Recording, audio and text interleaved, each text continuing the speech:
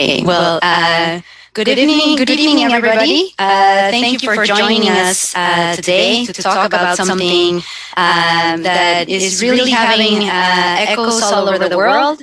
There are an estimated 20 million people involved in the coffee business around the world, most of them in the production side, and the majority of them are smallholder farmers. Coffee is traded in the New York Stock Exchange, and as the commodity price fluctuates based on factors that are completely outside of the fundamentals of supply and demand, there's incredible repercussions for millions of people, causing famine, causing conflict by looking to illicit crops, and of course causing migration and the rupture of the social fabric. So thank you for joining us today again, and today we will be kind of peeling back the layers on these issues and understanding how the global is local. So I would like to start with just a round of introductions for our panelists. I'll start myself. My name is Melissa Wilson Becerril. I am originally from Mexico, and I have been working in coffee and fair trade for the last 10 years. And through this, I have had the opportunity to work with the elite of the organized farmer movement, such as Fernando here, who is with us from Unión Majomut in San Cristóbal, Chiapas, México.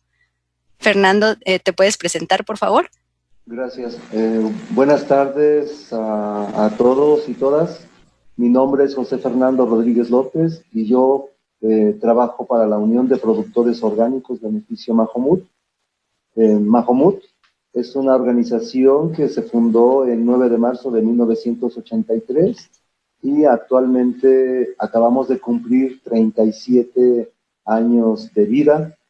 Es una organización indígena 100%, una organización de pequeños productores que aglutina a cerca de 1,000 familias. En concreto son 949 familias productores que conforman a la organización, de las cuales 187 son mujeres. Estamos en México, en el estado de Chiapas, en la región de los Altos, que se considera la región de los Altos, que es la parte montañosa. Nuestra área de influencia son 5 municipios, que es el municipio de Chenaló, Cancuc, Tenejapa, Oxchuc y Panteló. El 85% de estas familias o de productores pertenecen a la etnia tzotzil, y como un 15% aproximadamente que pertenece a la etnia tzeltal. Ambas son que pertenecen a la cultura maya, ¿sí? Y bueno, desde la fundación de la organización, pues Majomut se ha caracterizado por ser una organización que produce, que comercializa y que exporta café para estar, digamos, tener recursos para beneficiar a las familias. Dentro de sus objetivos principales de la organización es el tener en sus manos todos los procesos organizativos, productivos y comerciales, porque hasta antes de la fundación de la organización, todos estos productores, bueno, los que todavía sobreviven, pues eran jefes de familia que acudían a las grandes fincas cafetaleras que se ubican en la región del Soconusco, que es cerca de la costa, en donde está digamos, grandes plantaciones de café, que están, digamos, que son dueños unas cuantas familias, y todos ellos acudían a las grandes fincas cafetaleras y poco a poco, bueno, se fueron trayendo algunos granos de café y así es como se fueron estableciendo. Hasta entonces no había digamos, una entidad que los agrupara y que los organizara para poder tener beneficios comunes, beneficios colectivos. Fue a partir de la fundación de la organización que se empiezan a buscar como los objetivos más concretos en que en comercializar de manera conjunta, en que haya beneficios colectivos, el contar con un precio justo y sobre todo, pues todo el trabajo que se hace desde la parte, pues desde la parte colectiva, desde la comunidad, desde la organización, desde todos los productores.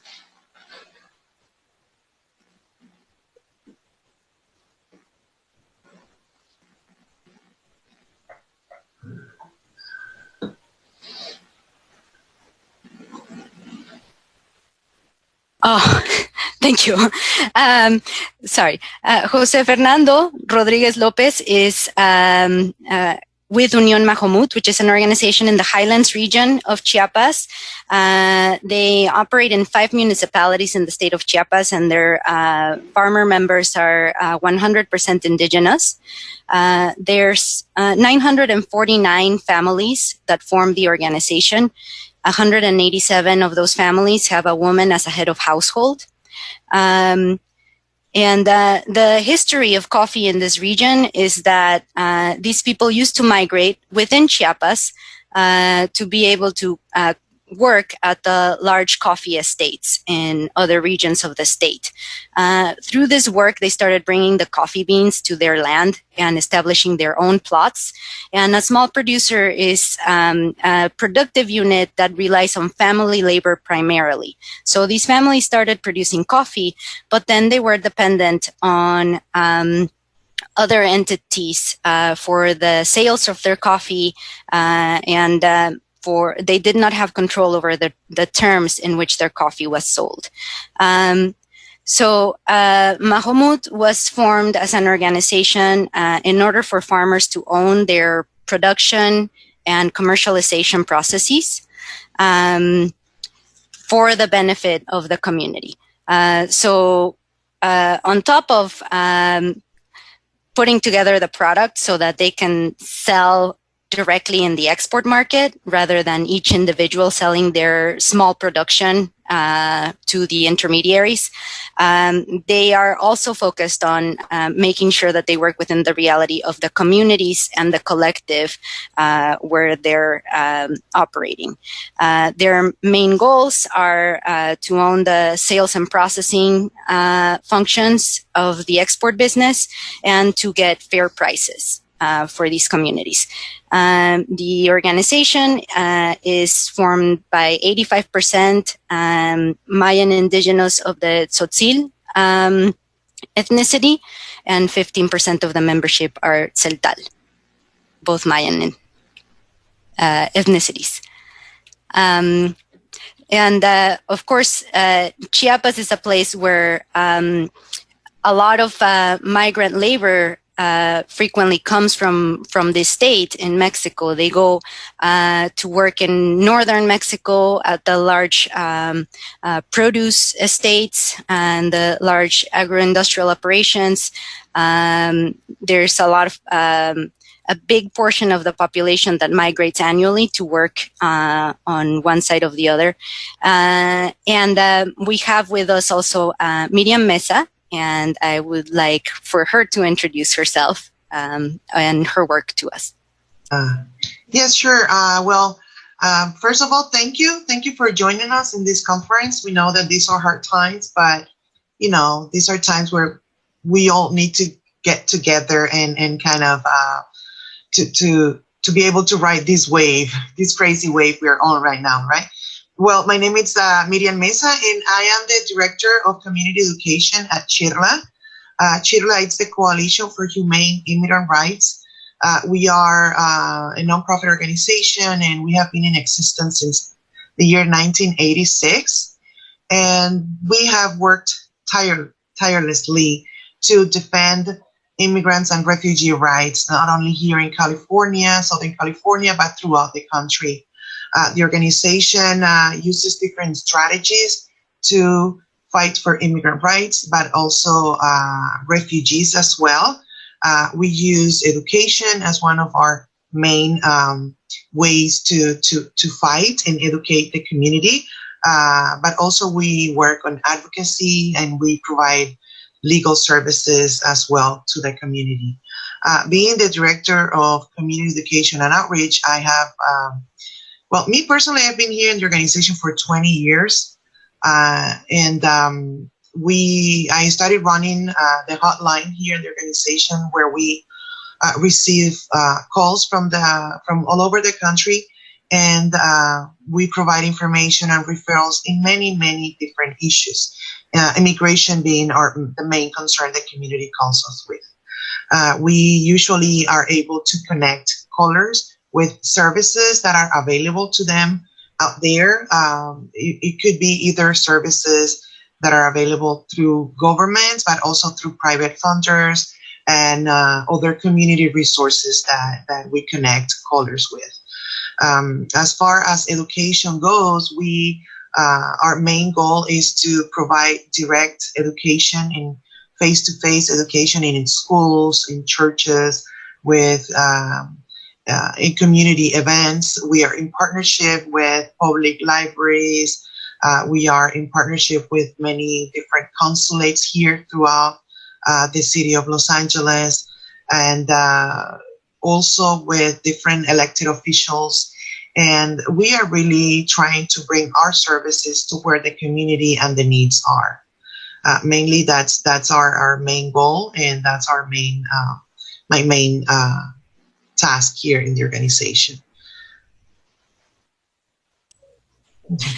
Thank you, Miriam. And we live in a world where products have more mobility than people. There's definitely more rights for material goods than humans. But we also live in a world where we're all ultimately connected, and one thing has to do with the other.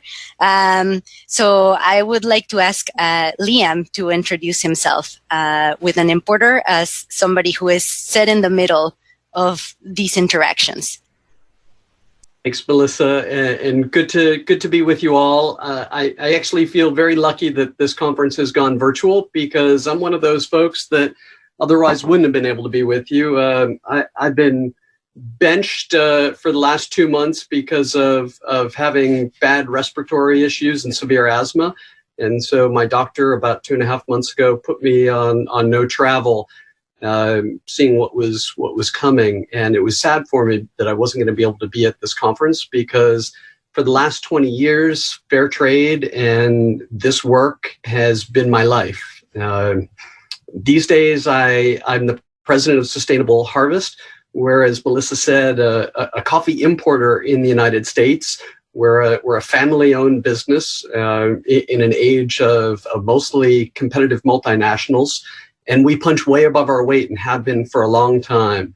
Our company was the first company in the United States to bring in fair trade coffee as an importer, the first one to work with Melissa's organization, Fair Trade USA, as a certified importer.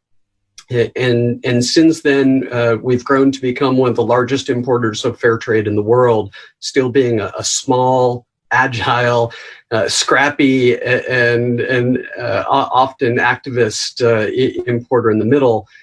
We often talk about middlemen and anyone in that chain as nefarious coyotes and folks that wring profit and life out of farmers. We grew out of Mexico. We started in Mexico, just north of Chiapas and Fernando. In Oaxaca, and these days the majority of our company is Latino and based in Latin America. We have a very small office and headquarters in Portland, Oregon, which is sort of the heart of the coffee sector these days in many ways. But we also have offices, like I said, all around Latin America, in East Africa, and also these days in London that covers Europe.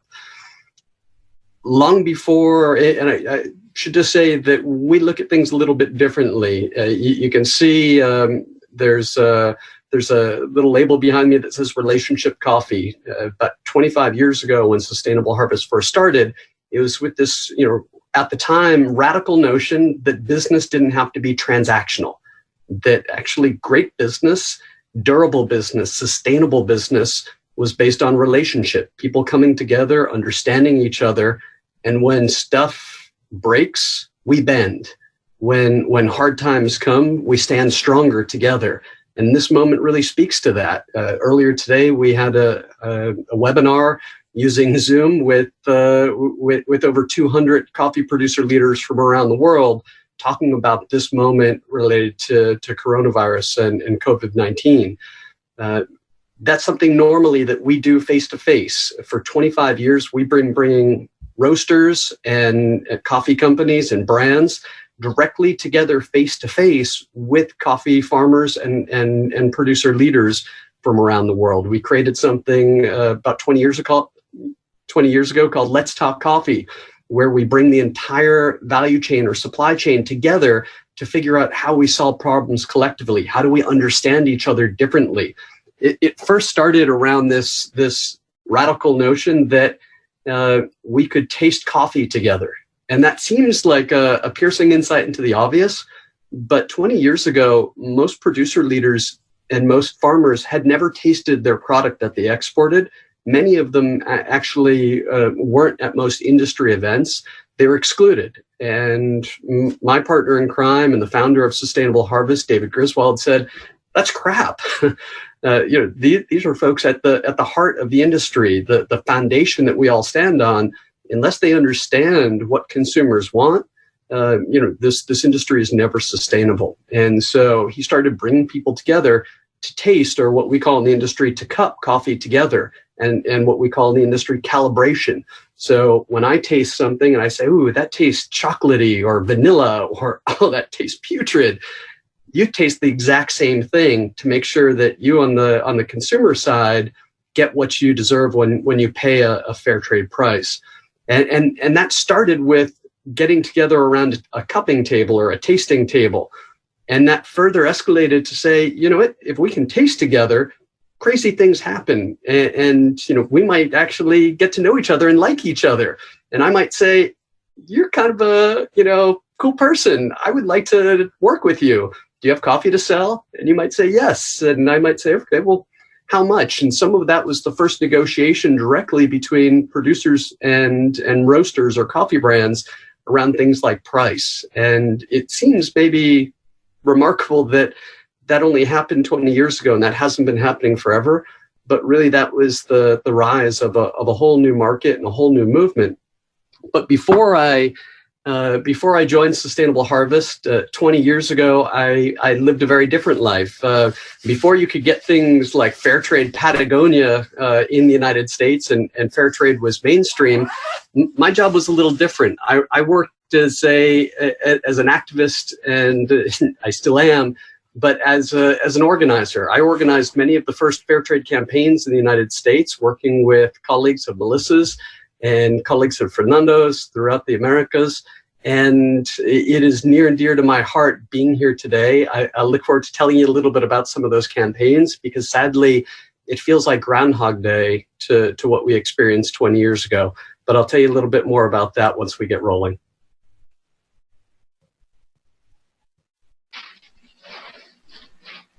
Thank you, Liam, for that. So we have complex topics that are really geopolitical and global, and just touch such a vast number of people and countries and realities. So let's try to start breaking this down. I would like to first focus on the topic of how exactly coffee prices work and what the situation is right now that has brought us to this crisis. So before I pass on the mic to our panelists, I just want to contextualize. Coffee is traded in the New York Stock Exchange. That wasn't always the case. In the late 80s, the International Coffee Agreement, which regulated the price of the coffee market, broke down. It broke down because it was a quota system that allowed consumer countries and producing countries to kind of meet in the middle. But like we have today, the situation was that Brazil especially, and nowadays Vietnam as well, were just so efficient at producing coffee, and you have larger producers, you have mechanized production, that they were able to just produce coffee with much lower costs of production. And all this was happening as the Cold War was coming to an end. As the US kind of stopped being so interested in making sure that revolutions didn't happen in Latin America, it was less interested in sustaining that coffee price as well.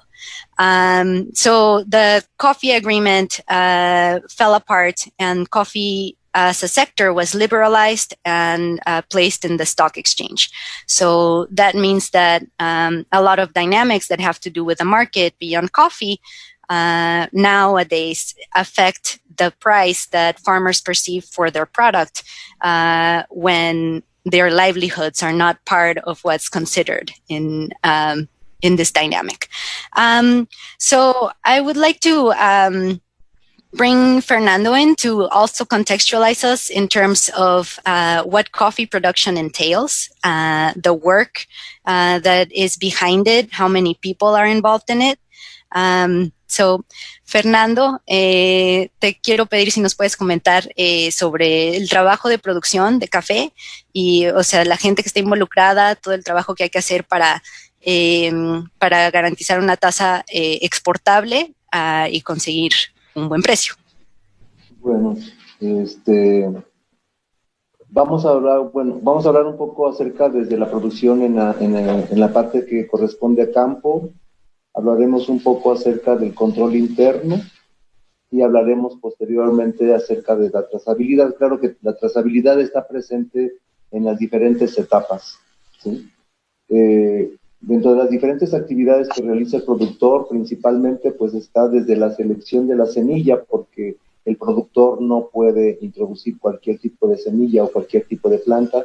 El hecho de ser un productor orgánico tiene que seleccionar su propia semilla para poder establecer sus viveros, sus semilleros, sus viveros y estar cuidando las plantas, hacer previamente sus abonos que le van a permitir hacer sus pilones en donde va a ir sembrando cada una de las semillas seleccionadas cuidadosamente. Estas semillas tienen que estar, no solo la selección por la selección, sino tiene que ser de plantas que realmente estén sanas, plantas que estén robustas, de granos buenos, grandes, y a partir de ahí se hace la selección y se empieza a hacer el semillero. Posteriormente, ya que están las plantitas como del tamaño de mariposas o mariposillas, como se les llama, se hacen los pilones y de ahí a partir de determinado momento se hace ya el trasplante. Para esto, el productor tiene que hacer, digamos, holladuras, que se le llama, nosotros le llamamos holladuras, en donde va a ser la renovación de la planta o una siembra nueva, en donde tiene que cavar en la parcela a cada determinada distancia, tiene que estar cavando holladuras de 40 o 60 centímetros, de 60 por 40 centímetros, sacar toda la tierra con un instrumento que le permita sacar toda la tierra, y de ahí hace la siembra de cada una de estas plantas, en las que tendrá que poner, no sé, tierra negra de montaña, junto con el abono, la lombricultura que ya tiene previamente elaborado. Posteriormente, ya que pasó determinado tiempo, bueno, la planta tarda como alrededor de 3 años en empezar a producir poco a poco los granos de café, y tendrá que ir seleccionando también, conforme vayan creciendo las plantas, hacer me parece que le llaman agobio, el doblar algunos tallos de café para permitir que estos vayan saliendo más plantas y que la planta en sí pueda tener diferentes tallos para poder tener buena producción, ¿sí? Eso es a la medida que va creciendo la planta. Posteriormente, ¿qué es lo que tiene que hacer el productor? Bueno, tiene que, a la parte de esto, tiene que ir sembrando también árboles de sombra que le van a permitir ir creciendo la planta conforme la planta de sombra para tener una buena sombra. Todo el café que se siembra en nuestra cooperativa, en la región, en Chiapas y en México por lo general, son plantas de café bajo sombra. No es como en otras partes en donde el café que se siembra es a pleno sol, como en Brasil me parece, sino que todo esto es bajo sombra. Posteriormente, ya que los árboles de sombra van creciendo, se tiene que ir regulando la sombra. La regulación de la sombra también se hace cada determinado tiempo, cada año, en el que no debe haber ni mucha sombra ni poca sombra. Si tenemos poca sombra, podemos tener el problema de que vaya a tener problemas de se le llama ojo de gallo, cuando las hojas empiezan a tener manchones amarillos, redondos, en la parte de la hoja. Entonces, por eso es muy importante hacer la regulación de la sombra, y generalmente son árboles frutales, árboles que generalmente sirven para la sombra, ¿no? No solo es esa la actividad que se hace, sino se hace, además de la regulación de la sombra, se tiene que hacer limpias, por lo menos son 3 o 4 limpias anuales que se tiene que hacer a la planta de café, en donde no se debe de permitir que crezca la maleza, y se tiene que hacer con machete, nunca con el azadón, porque el azadón rompe todo, sino tiene que hacerse con el machete. Esto implica, pues, varias horas de trabajo. Posteriormente, previo a esto, también el productor está elaborando su composta, la cual, terminada la cosecha, tendrá que ir colocando en cada una de las plantas, ya sea la lombricultura, ¿sí? Además de la regulación de la sombra, pues tiene que hacer las limpias, como decíamos. Además de las limpias, tiene que hacer limpias sanitarias, que se le llama, en la que tiene que estar limpiando cada uno de los tallos de café que tiene el productor en su parcela. Esto es agarrar un palito, por ejemplo, una maderita, y con eso ir limpiando todo el musgo que durante la lluvia ha crecido, y limpiar cada una de estas plantas de los tallos de café, para evitar que la planta pueda enfermarse de alguna forma, ¿no? Fernando, una pregunta. ¿Sí? ¿Más o menos cuántas plantas tendrían por hectárea un productor? Sí, bueno, en Majomut, en promedio, la superficie que tienen en promedio es de aproximadamente de media hectárea a 1 hectárea, ¿sí? Pocos son los que tienen un poco más de 1 hectárea. Entonces, en promedio, en cada hectárea hay alrededor de 1,500 plantas en esa superficie. Aunque nos han dicho que, bueno, que podemos, la sugerencia o las experiencias que han habido con otros grupos, es que se pueden colocar más plantas de café, ¿sí? Con todo el problema que hay de roya, esto ha permitido que de alguna manera nuevamente se pueda reorganizar la siembra de plantas de café, ¿sí?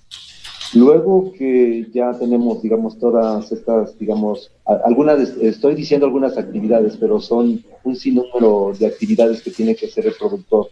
Cuando ya la planta del café está, digamos, ya están los granos, hay una primera floración, hay una segunda floración, y me parece que hay una tercera floración, y entonces cuando ya empezamos a tener o a ver los granos verdes, ¿no? Los granos que van a madurar y se van a poner rojos, ¿sí? Para esto, pues hay también, a la par de esto, pues hay una preparación también para poder contar con la certificación. Tenemos que tener una certificación que permita garantizar que el producto es orgánico, y para esto se hace un control interno. Ese control interno lo lleva a cabo el equipo técnico, junto con inspectores internos que son directamente promotores comunitarios que se han formado para esto, y que tienen que hacer, digamos, el levantamiento de fichas técnicas. Estas fichas técnicas, cada productor, digamos, en este caso, tiene que tener un registro de la parcela, y toda esta información se registra en una hoja, en donde aparece el número de plantas, la edad de las plantas, la cantidad de plantas que tiene una parcela, la distancia que hay entre planta y planta, los surcos, todo esto, las actividades que le ha realizado a la parcela o a las plantas, la edad de las plantas, si ha abonado, no ha abonado, si tiene barreras, porque la mayor parte de los terrenos aquí en la región y en una buena parte de Chiapas y de México pues son de ladera. Entonces, si es un productor orgánico, también no solo tiene que cuidar el agua, sino también tiene que cuidar el suelo, porque a pesar de los esfuerzos que hace el productor cada año de estar aplicando abonos orgánicos, pues también tiene que estar cuidando en ir construyendo sus barreras, que pueden ser barreras vivas, ¿sí? Principalmente para evitar que el suelo se esté lavando constantemente y que por lo menos quede un poco de nutriente al suelo, ¿sí? Y bueno, hay otras actividades que se tienen que registrar en esta ficha técnica. Y bueno, ya cuando, para eso también el productor tiene que estar recibiendo capacitación. En cada comunidad, en cada grupo hay un promotor comunitario que acude de manera mensual al centro de capacitación campesina con que cuenta la organización, en donde va a recibir digamos, la información o las instrucciones. ¿Qué es lo que ha favorecido de alguna manera el trabajo que se realiza en la organización? Pues que de alguna manera hay una cultura el hecho de ser productores, digamos, indígenas, también cuentan con esa filosofía de la conservación y entonces esto ha facilitado que de alguna manera los conocimientos de los ingenieros se puedan, digamos, fusionar para poder realizar un buen trabajo dentro de la parcela. ¿Sí? Sí. Okay, gracias. So there's a lot of work that goes into growing coffee. Fernando has broken it down into production, internal control, and traceability. These three things happen throughout the entire process. Producers have to select the seeds based on what plants are healthiest, which ones have good results in the cup, have good quality. They also, in the case of producers who are fair trade organic, have to make sure that the seeds are organic.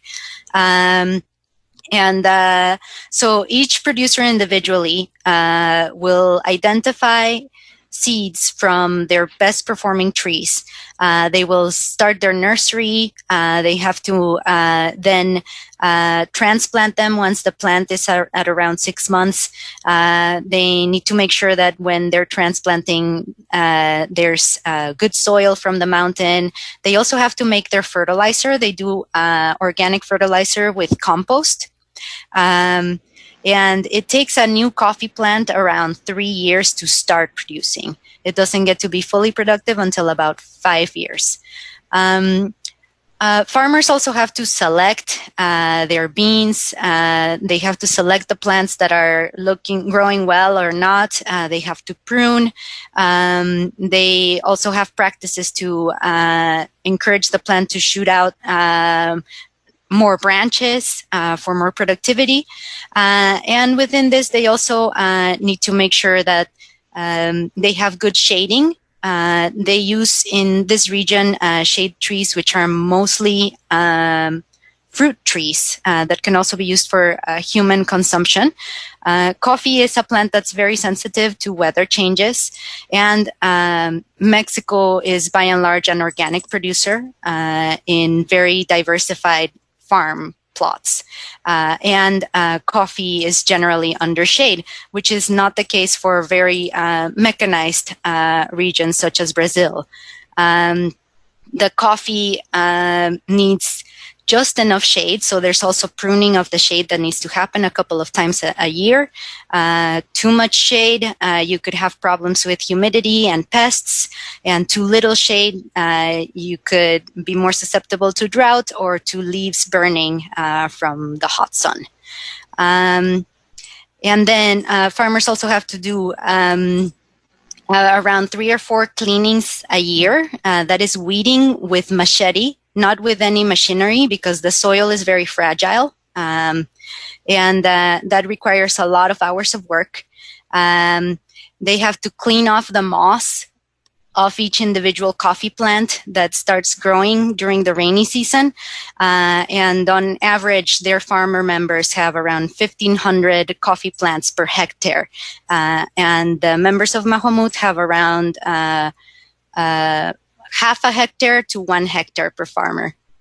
There has been a disease in coffee that you guys might have heard of, coffee rust or la roya, which has been an opportunity to reorganize the setup of the plantation, the coffee farm. In order to fight rust, they've had to renovate, that is, plant new plants, but that has also allowed them to incorporate best practices for productivity and quality as well.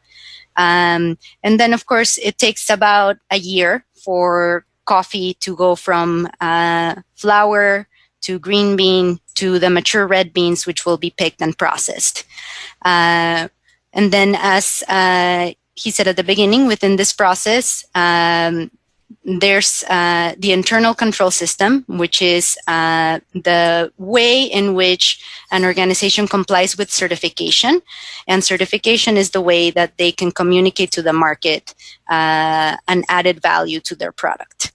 So the way they keep the internal control is by working with farmer leaders who go and visit each individual member and their farms to gather data on the activities that those members are applying, make sure that the standards are being met, and be able to project the harvest. So things that they'd be looking for would be making sure that there are life barriers, that is, trees separating maybe water bodies from the farm, because even if the fertilizers used are organic, you can still have too much organic material in water bodies, and making sure that the practices are also preventing soil erosion. So this is all what is called technical assistance. And it is very important for farmers to have access to technical assistance so they can, one, access certification and be in compliance, and two, be able to apply the best practices. And in the case of Majomut, the organization is also very much helped by the indigenous culture's perspective on conservation. So having an organization in the coffee business, while also synergizing with the worldview of these communities, has been very helpful for Majomut to be a producer of sustainable coffee. And we heard from Fernando all the work that is involved year-round, some examples of the activities that the farmers need to do. There's, of course, so much more to be done in the farm. But from there, the coffee farmer will bring their coffee to the cooperative, and this coffee will go through a milling process to get to export shape, and from there the trade happens, and this is where fair trade becomes super relevant. But in order to understand the supply chain, I would like to ask Liam to give us an overview of what the dynamic is once that coffee is sold and how it gets to the consumer. Absolutely. Thanks, Melissa. I'm going to go through this the best I can without slides based on our conversation here. This could be we could sit for days or weeks or years and still get caught up in some of the details. I've been doing this for 20 years, and there are things that I still learn every day about the trade, and from the amazing producers that Fernando works with to the incredible colleagues that Fernando has throughout the process. And no one process is exactly the same from cooperative to cooperative, or from farm to farm, or country to country. And so sometimes, that can get us into trouble because we make sweeping generalizations. But, although it's complicated, I said I've learned a lot. This was a poster we developed, and maybe I'll do the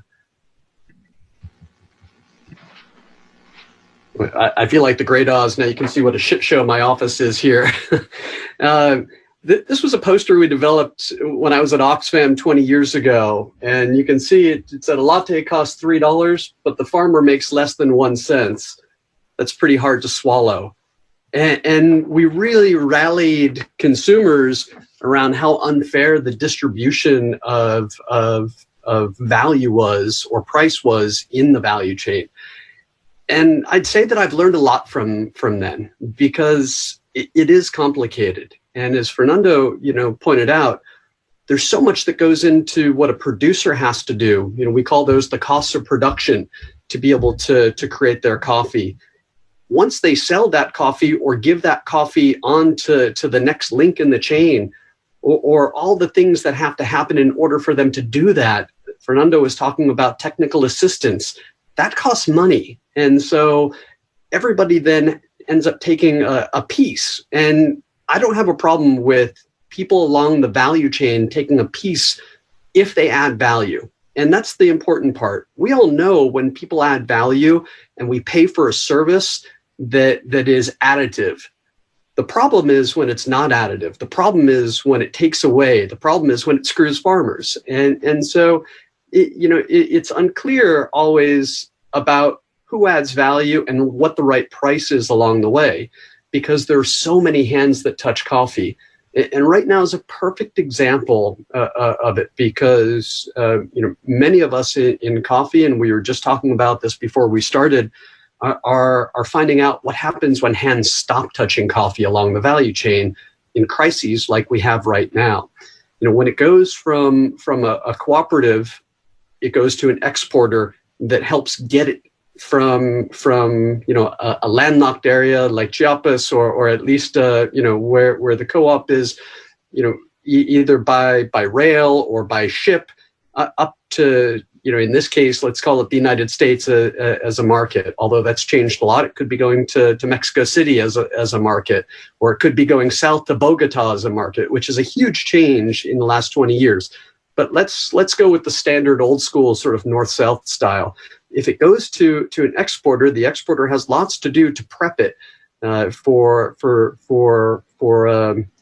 shipping. Once it goes from an exporter, it actually gets on a ship. There are all the folks that handle the product to get it onto a ship. The ship takes it to the next place. These days, ports, where many of us in coffee are freaking out because ports are closing, both on countries like the side of Mexico or Honduras, but also in the side of the U.S. Ports like Houston or ports in Oakland are beginning to close because of what we see happening and unfolding around us. That costs money each step along the way. Once it's at a port in the United States and it clears all of the legal channels, which costs money, it goes to a warehouse generally. That costs money because roasters or brands have to keep it there before they're ready to take it to their shops. Once they do, that coffee gets trucked usually from a warehouse to a place that it's transformed, where it's roasted into the coffee that we love. That process of moving it costs money.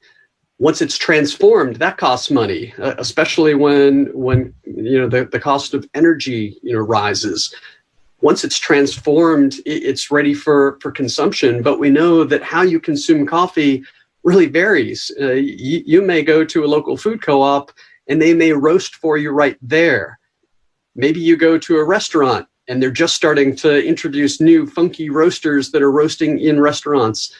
Or maybe you get a bag online at home. All of those are different cost structures for the businesses that bring them to you.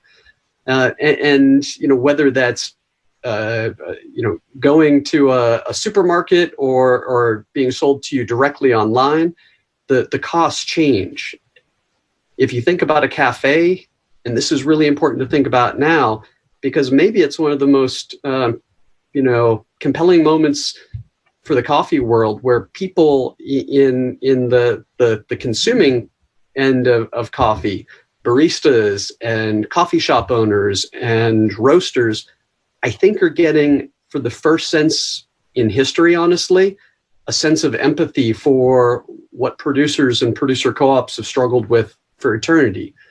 because for the first time now we're seeing cafes close en masse and lay off baristas and cafe workers and, folks that work in restaurants. And we know how damning that can be in our society. And I won't get into it because we see it, every second of every tweet right now. But it's creating unique empathy that I think is bringing the coffee world together in a way that could be very powerful. Let me talk about, though, how the trade actually prices coffee. Melissa talked about the C market or the commodity market in coffee in New York. There's also a market, the C market in New York trades what many of us like to trade in, which is specialty coffee, which is generally Arabica coffee. There's also a market in London that trades Robusta coffee, tends to be lower grade coffee, more commercial coffee for around the world, sometimes blended into espresso products, although there is specialty Robusta in parts of the world. We have specialty fair trade Robusta that comes out of places like Uganda. And so it's important to understand all of those distinctions. Robusta tends to be a lower price point than Arabica for historic reasons. But let's just get into what are the things that shape price. It's back to the basics of Econ 101. It's supply and demand and where they cross. But there are a ton of things that influence that. And if there's ever been, a classic economic, case of market failure, it's coffee. Because where supply and demand meet, if they met in the right place, farmers would not be in perpetual crisis. 20 years ago when I started doing this work, 20 years ago when we created campaigns to launch fair trade in the United States, this was, I think, I don't even remember what I used to create this back then, but it was definitely clip art and a lot of cutting and pasting and going to places like Kinko's that I don't even know exist anymore. And this cost, I think to print this and mount it, maybe a tenth of my budget for the year back then. When I created this guide, this was Oxfam and probably one of the first consumer organizing guides in the States that was created. We tried to lay out in here what all the links of the chain were for people. And we laid out from crop to cup, the fair trade route versus the conventional route. Things have changed a lot in those 20 years. Many of you have driven that change, not just the fair trade side, but coffee itself. Back in the day, there was sort of coffee. It was just coffee. There was specialty coffee, but it was a small part of the market. And, players like Peet's and Starbucks gave rise to the specialty market and thousands of unsung heroes that are small mom and pop family owned businesses that aren't often remembered and credited for giving rise to the Starbucks of the world. Back then, it was really a function of quality was the one thing that changed price. In coffee, we call these differentials. What are the things that change the C market in New York to make it go up or down? And let me just tell you that there are a number of things that people in the trade use to influence the price. We use quality, and just like wine, coffee is scored on a scoring basis. And people like professional wine tasters, there's that in coffee. If you didn't know, we call it Q certification, and Q certification is expensive, and it's a real art form. And there are farmers around the world now that are Q certified, just like roasters and buyers are in the United States, so they can calibrate. So when I taste this is a Oaxacan coffee in front of me, and I taste it, and I say, this is a beautiful coffee. It's consistent. It has all the right notes. It hits in the right way. I say that's an 85 coffee. I give it a score, and with that score, there's a pricing implication. There are also things besides quality, though. If it's from a certain place, we call that origin. If it's from Mexico, there are price implications. Why? Because supply and demand is different in every country or every part of the country. And so those things influence whether it's Mexican coffee. Right now, Mexican coffee is very hard to come by in many places, especially high quality coffee in volume. And so the price has gone up over the last couple of years for Mexican coffee in regard to, let's say, a Honduras coffee, which has much more higher volume. And so the price is a little bit lower. It depends on variety and varietal. We mentioned Arabica and Robusta. Within, Arabica, some of you buy coffees and you see things like pink Bourbon or yellow Bourbon or Típica, and you get excited about those because just like you buy a wine with Cabernet or Pinot Noir, it signals something to you. You say, oh, I've had that before. I like that.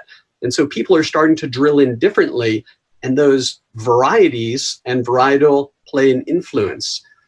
These days, as many of you know, because you drink it and you buy it, processing plays a huge role in price and in consumer expectation.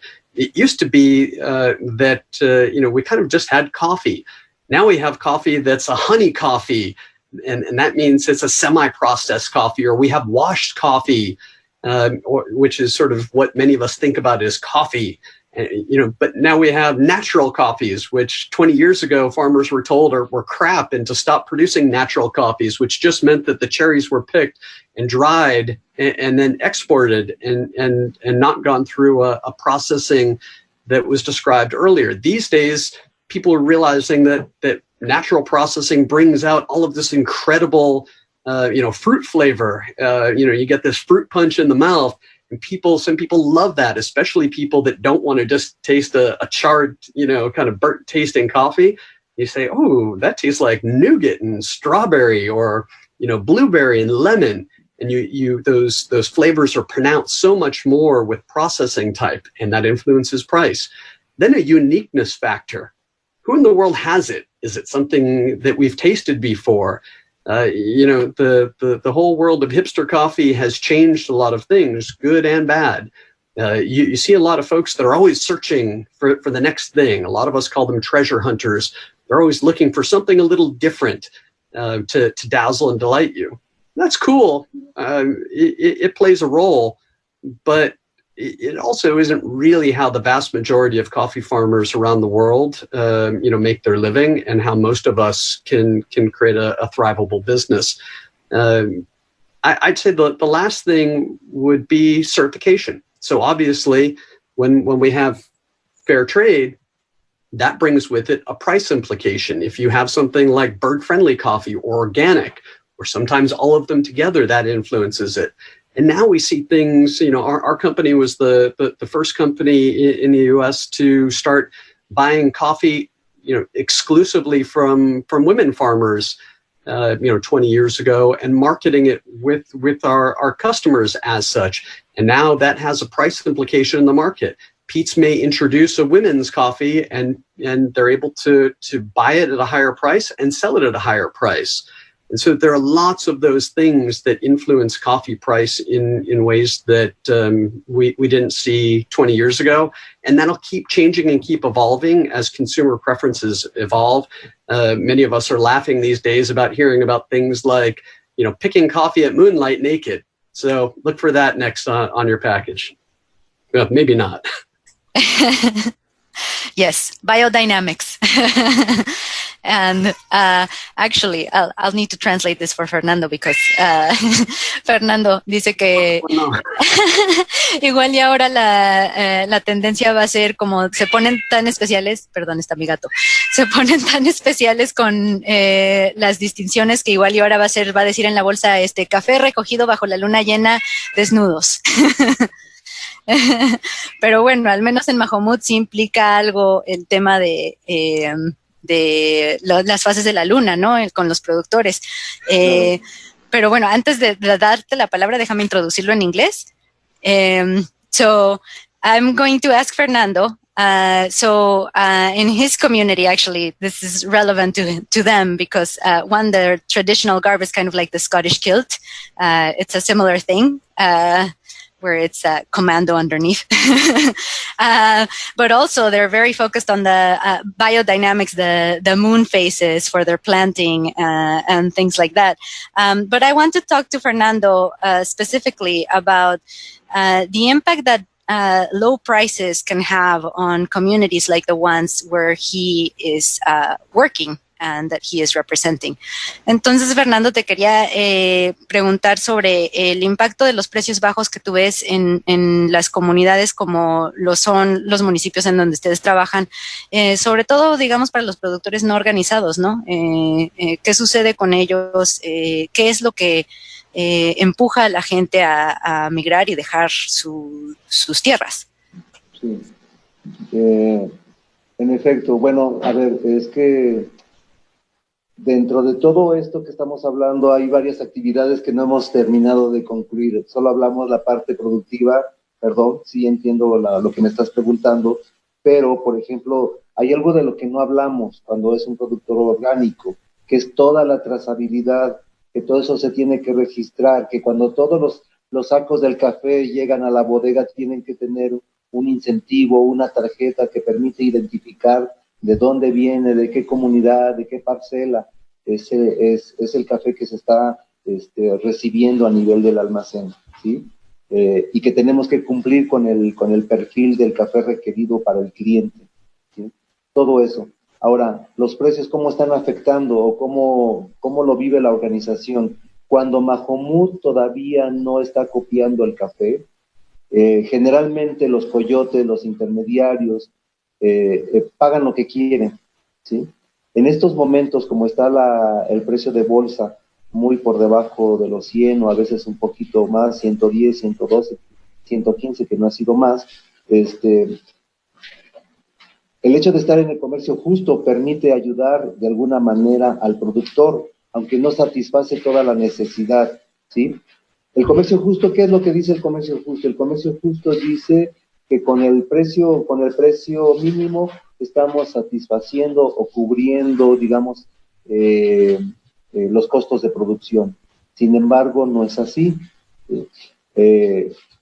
Han pasado muchos años hasta que se modificó el precio mínimo, ¿sí? Sin embargo, hoy en día todavía no alcanzan a cubrir esos costos, ¿sí? Que sí hay una diferencia del precio que se paga el hecho de estar dentro del sistema de comercio justo, es mejor que lo que está pagando o que lo que paga el coyote o el intermediario. Sin embargo, lo que sí sería bueno para el productor en un momento dado es que por lo menos fuera de 3,500 pesos el saco de café que se le estuviera en pergamino que estuviera recibiendo el productor. Eso por lo menos ayudaría a cubrir de alguna manera los costos de producción al productor, ¿sí? El hecho de estar organizados permite al productor no solo recibir un precio, ¿sí? No solo recibir un precio mínimo, no solo recibir una prima, sino que también permite que de alguna manera tener acceso a capacitación, ¿sí? A capacitación, asistencia técnica, el vender de manera conjunta su café junto con otros productores porque sabe que están organizados, el que se le reconozca su producto en otras partes del mundo, el saber que está produciendo un buen café, pero que además de eso está de alguna manera conservando el medio ambiente.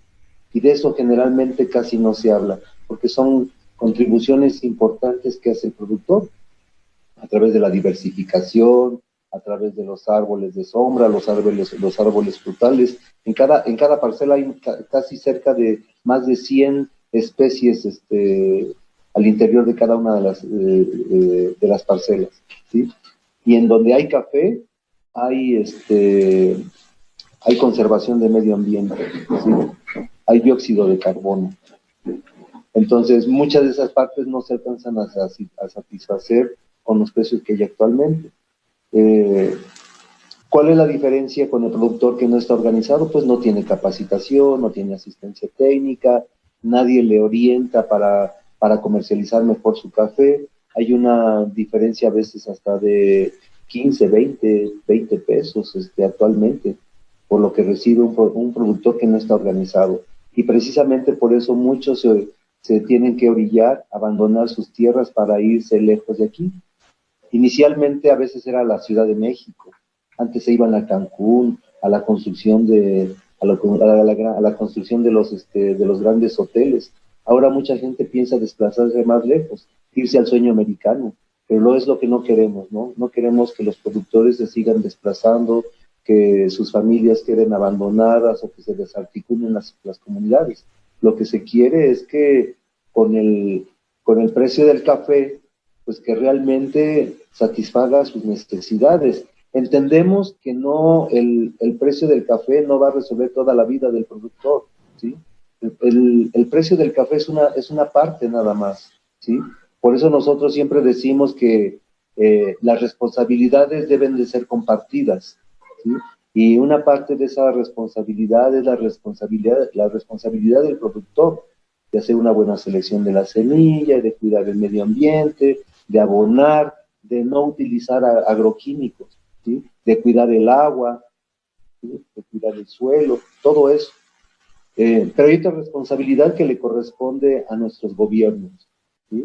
El hecho de incentivar más la producción de café, el hecho de hacer llegar apoyos que le permitan, digamos, fortalecer la infraestructura productiva, ¿sí? Tener algunos apoyos adicionales que les permitan cubrir. Y otra responsabilidad es la responsabilidad de los compradores y los consumidores. Lo que quieren las organizaciones y los pequeños productores, como dice el comercio justo, aliados, pero no aliados a medias, sino verdaderos aliados para las organizaciones, para los pequeños productores, que realmente tengan esa sensibilidad de reconocer ese esfuerzo que hacen los productores por producir una buena taza de café ausente de agroquímicos, pero que está cuidando el medio ambiente, ¿sí? No queremos, como se decía en el pasado, de que el comercio justo son dádivas o caridades. Queremos el reconocimiento de la calidad y la producción de café. También queremos que hayan compradores que sean realmente conscientes, ¿no? Que si nos van a hacer, si vamos a establecer contratos, que realmente que se cumplan los contratos, ¿no? Que no a la mera hora nos digan, es que pues queremos una y otra y otra y otra muestra, y al final de cuentas ya no es un contrato, sino son como 2 contratos o 3 contratos en uno mismo, ¿sí? O sea, queremos pues que realmente que todo sea consecuente de alguna forma, ¿no? Y que todos tenemos una parte de esa responsabilidad, no solo el productor, no solo el comprador, no solo el consumidor, todos. So Fernando is saying that there's a lot of things that we could still talk about. For example, the traceability is very important to ensure that there's no mixing of non-organic products with organic, of being able to follow up if for the coffee that the market is expecting, if there's a problem with one lot, being able to trace it back to the source, knowing which farmers or what communities, and to be able to act, because ultimately that influences the prices that farmers get. As far as the prices in the open market, when it's not the organization buying the coffee, the intermediaries, or coyotes as we call them in Latin America, pay whatever they want. They're the people with the capital. They don't rely on any external financing. So they can show up at the farm and just offer whatever they want to the farmers.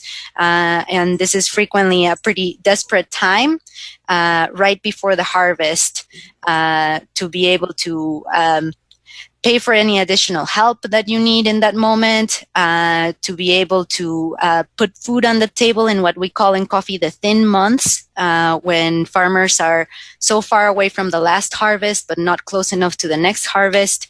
But being in fair trade means that an organization like Majomut can help get more money to the farmers. The minimum price in fair trade is just a minimum. So although the minimum price hasn't been revised in a long time, there is still a much better price from fair trade versus intermediaries. Being organized and in fair trade means that it's not just a minimum price that we're talking about, but also having the funds for technical assistance to improve the quality, to get recognition from the market for your product by the way of price, and to get recognition for a product that protects the environment through diversification and conservation. There are more than 100 species of vegetation in a diversified coffee farm like those of the members of Majomut. Where there is coffee, there is carbon capture. And sometimes the prices don't recognize all that additional value that is coming from farmers making an effort to produce a sustainable product. Unorganized producers have a hard time in the market because they do not receive any technical assistance to sell their coffee in better terms, to improve their product quality and be able to gain more of the added value. And that's why many of them have to leave their land. In the past, it would be more common for them to go to Mexico City or to Cancun to work in tourism or in construction. But growingly, more people look for the American dream. Fernando is saying, we of course don't want families to be broken apart and the community social fabric to rip apart. And the price of coffee is a very important factor for communities to stay together and for that to be a viable way of life. Producers have to be responsible for their part, but there is also a duty of other parties. For example, governments need to have policies that favor coffee production, that strengthen farmers' capacity to adapt to changing demands and climate change. Farmers also need consumers to be allies. Not halfway, but truly be aware of all the effort that goes into sustainable coffee. And he also wants to leave the message that fair trade is not charity. Fair trade is a way of recognizing farmers for their quality and their effort. And it's also very important then to have consumers who are demanding that product and also to have buyers who can sit down, negotiate transparently, and be consequent with their decisions as far as terms of trade. So with that in mind, I think definitely we see in the coffee lands, there's places where there's a bus stop and the buses only go to Tijuana or to the border. So we do see a big trend in coffee communities, particularly of the men leaving and trying their chance at getting a better income in the U.S. So I would like to pass it on to Miriam to illustrate us on what that looks like, what the journey looks like for a person leaving their land, trying to get to the U.S. Mm-hmm. Yes, Melissa, and how, Fernando put it very well, that many of these farmers are being forced somehow to migrate to the United States, and they are pursuing the American dream and trying to get to the land of opportunity, right? But that's not always the case, and it's a very difficult journey to get to this land, right? Many of these farmers are forced either, by economic reasons, being the price of the coffee one of the reasons, or even climate change. People are just forced to migrate. And then during this journey that migrants have to or they undergo, they face many, many, many challenges. During these long journeys and trips, these migrants are easy prey of individuals that want to take advantage of them. They get assaulted.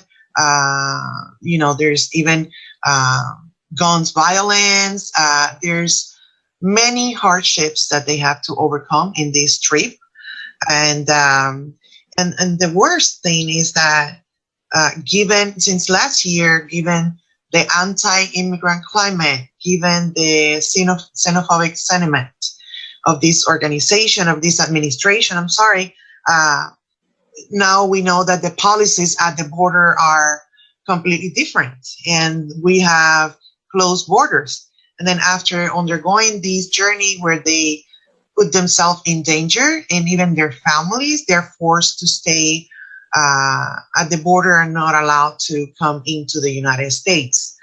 Chirla found out about this. Everyone found, I mean, we all knew about what was happening, and we saw it on TV and many reporters. And we decided to send a delegation down to the border to provide information to these migrants. The authorities were not giving people any information, any legal information as far as, you know, how to proceed, how to apply for asylum, how to do the process. What can you say? What can you do? So we sent a delegation there. We even have an attorney working on out of Mexico, and he goes to the different borders throughout the country between Mexico and Estados Unidos. It could be through Hidalgo. It could be here through Tijuana, and he's the one that's giving us the real temperature of what's happening, right, and how things are happening. And he provides face-to-face, one-on-one orientation on how do people should could try to exercise their rights, and what's the best way to fill out certain documents, because people are just given at the border one set of documents. They're set to go because asylum is being denied right then and there, or they need to wait for an appointment. It takes a long time. And then these folks, these individuals that are, this is not their hometown. This is not where they live at. This is not where their families are at. Many of these people have to be living in these makeshift shelters where there's shortage of food, there's shortage of water, even essential articles if they're in family, like even things for their children. The hygiene conditions are not the best. Those are precarious conditions that these families are living in, and still having the uncertainty of when their asylum interview is going to happen, if it's at all going to happen. So it's really a very, very difficult situation for all these families that decided to migrate here, and either to have a better future for them and their whole family. It's taken longer, and it's more difficult than used to be before. Not saying that it was easy before, but now it's even more difficult by being denied their entry into the U.S. By history, everyone who gets their foot on the land here, people should be granted entry if you're asking for asylum, and then you will get assigned an asylum interview date. With this new administration, the whole process has been changed, and people are not allowed to get in the country. So they're staying at the border in these precarious conditions, and it's really sad and difficult to see all the hardships these communities are going through. The organization, we have been trying to, one of the services that we offer here is legal services and education. So we're doing that also on the other side of the border. We send delegations. We've connected with many organizations that are offering services locally for folks at the border. We have partnered up with some organizations like Al Otro Lado, that they offer help offering shelter and finding resources for these families that are being left out. Also, there's another organization that's called Frei Matia, that's in the southern border between Mexico and Guatemala, and they are even offering mental health assistance for those asylum seekers or these migrants that are trying to get northern, on their way over here. So there's a lot of challenges, and it's extremely difficult, the journey, but there's always a helping hand.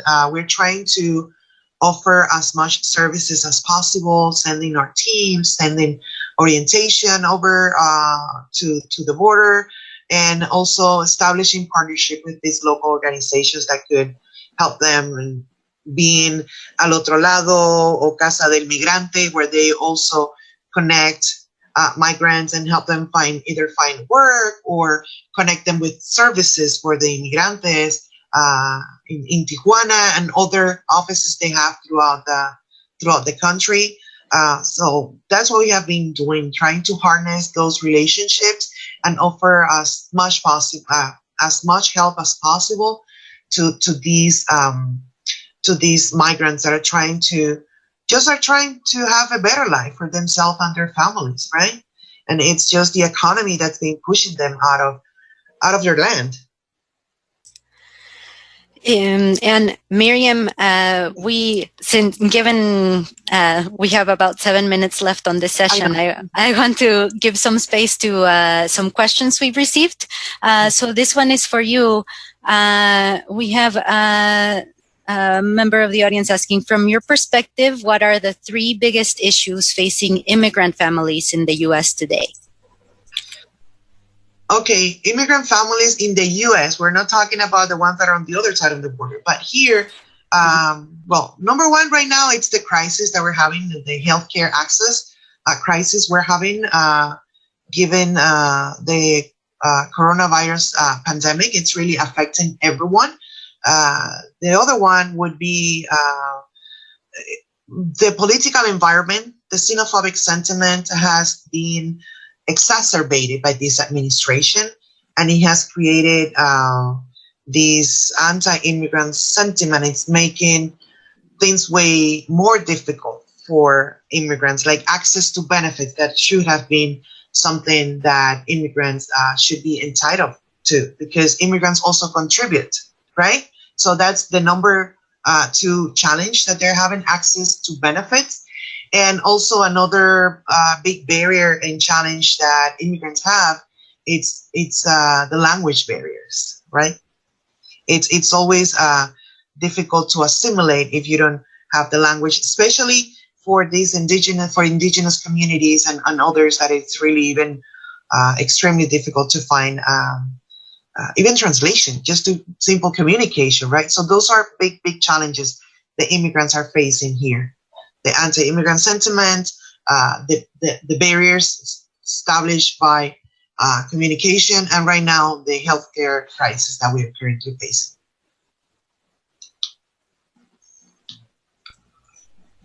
Thank you, Miriam. We have a few more questions. I guess I'll ask this one of Liam real quick.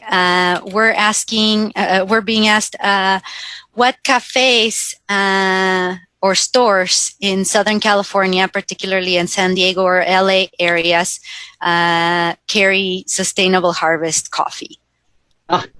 Extra points if you can say Majomut. That's great. We have worked with Majomut for many years. I would say first, there are amazing resources to find fair trade all over the country. Fair Trade USA is a great example of a centralized resource. The Fair Trade Resource Network is a great example.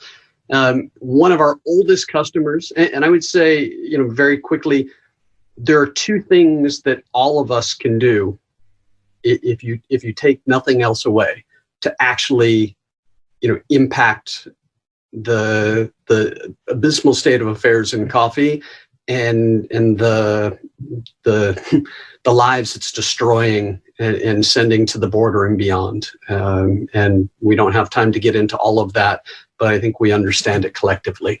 1, increase the demand.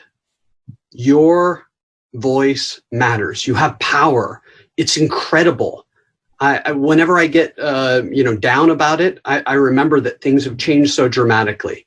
20 years ago, there were only a small handful of companies that offered fair trade in the U.S., and many of them under the radar. This was Equal Exchanges, one of their first coffees from El Salvador, which was helping people during the war in Salvador that were on the front lines. This is Peace Coffee. They were one of the first as well. They were co-founded by Rigoberto Menchú, from Guatemala, as truly a new sign of hope as part of that civil war. One of the other first players in specialty coffee that was doing fair trade was right down in Southern California in San Diego, and that's Cafe Moto. And so, my friend Tori Lee is down there, and all his coffees are incredible.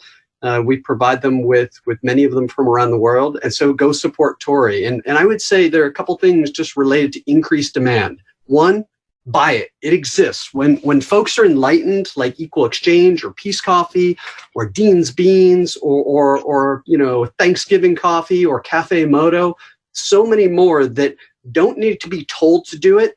They've done it because it's what they believe in. It's why you're here. It's because what you believe in. So support them. Buy it, especially now. This morning I was told by the CEO of the Specialty Coffee Association that specialty coffee won't look the same in a year because of this crisis that we're in related to the pandemic. That breaks my heart. The stories that you're hearing, from Miriam and Melissa and Fernando, there are millions of those stories. It's because coffee farmers for the last 3 years have weathered low prices and stagnant prices below what it costs them to produce coffee. And so if you wake up every morning, and I used to say this doing teach-ins 20 years ago, how many of you wake up and you say, oh, I just want to kick somebody when they're down? No.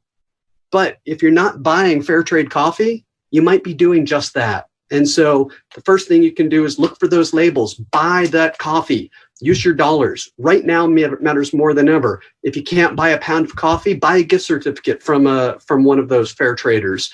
Buy it online and make sure you disinfect it when it comes, just to keep yourself safe. But you can do that now to keep farmers on their farms in places like Chiapas and beyond. So that's critical. If people aren't enlightened, bring them to enlightenment, demand it. That's why we're also here. Organize. You have power. It is incredible how much power you have. The power of consumer activism in this country alone has completely changed and revolutionized the coffee market in the last 20 years. It is a power that we have discovered as consumers. Whether you use that power alone to go into a store and say, is that fair trade?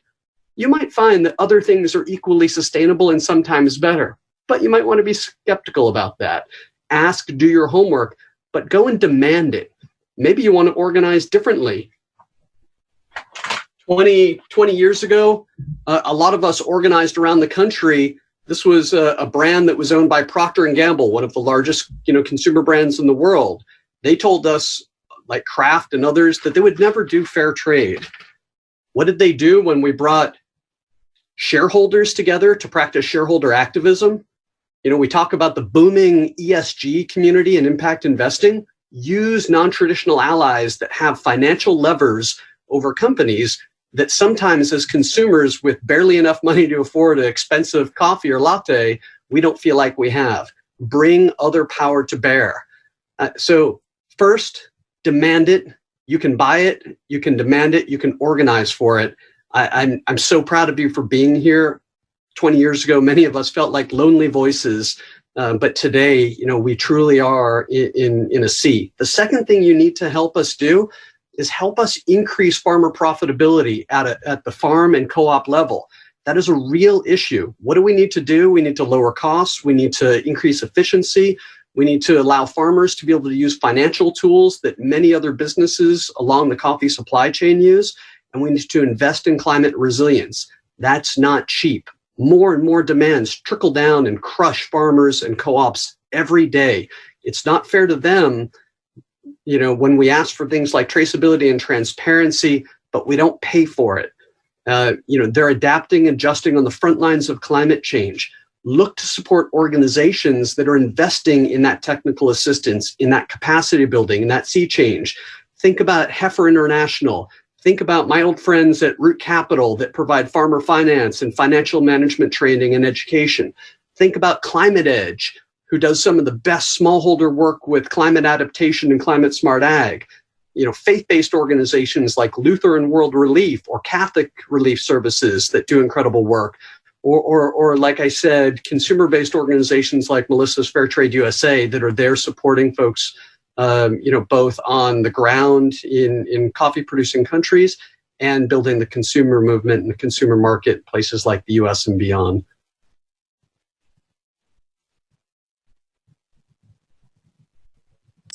Thank you, Liam. I would like to have Fernando close us out with some last thoughts.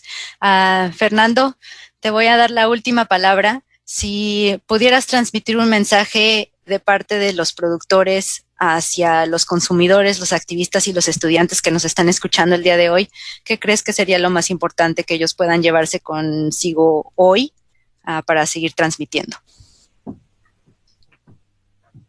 Híjole. Pues creo que como estudiantes, como consumidores, si queremos seguir consumiendo un buen café de calidad, tenemos que contribuir a reconocer el esfuerzo, ¿sí? El esfuerzo, pero no solo de palabras, sino de precio también, ¿sí? De precio, y que pues ojalá que en algún momento también hubiera la oportunidad para que se pudiera pues no sé si revisar un poco también el precio mínimo, la prima orgánica, la prima social, todo, porque debe haber el reconocimiento no es el precio, es todo.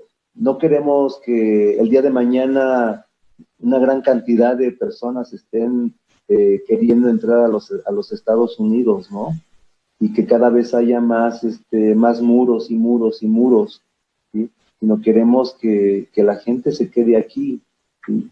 A nosotros nos da mucha pena y nos preocupa que actualmente muchos camiones, antes la migración se daba, el productor por propia voluntad, por propia iniciativa, agarraba su camión y quién sabe cómo le decía para conectarse con los famosos polleros, pero llegaba a la frontera. Ahora no, ahora hasta los camiones, autobuses que van a llevar a algunos migrantes hacia el norte, entran hasta cerca de las comunidades, a donde llega la carretera. Y en determinados momentos están ahí esperando a la gente que va a llegar. Entonces, eso es peligroso. Eso es peligroso no solo para el país, sino para el mundo entero, porque se están desarticulando las comunidades, las familias, ¿sí? Queremos que la gente se quede, queremos que la gente pueda tener oportunidades, pero esas oportunidades se las vamos a dar de manera conjunta, tanto las mismas cooperativas como todas las instancias que les corresponda aportar ahí, iniciativas, propuestas, proyectos, ¿sí?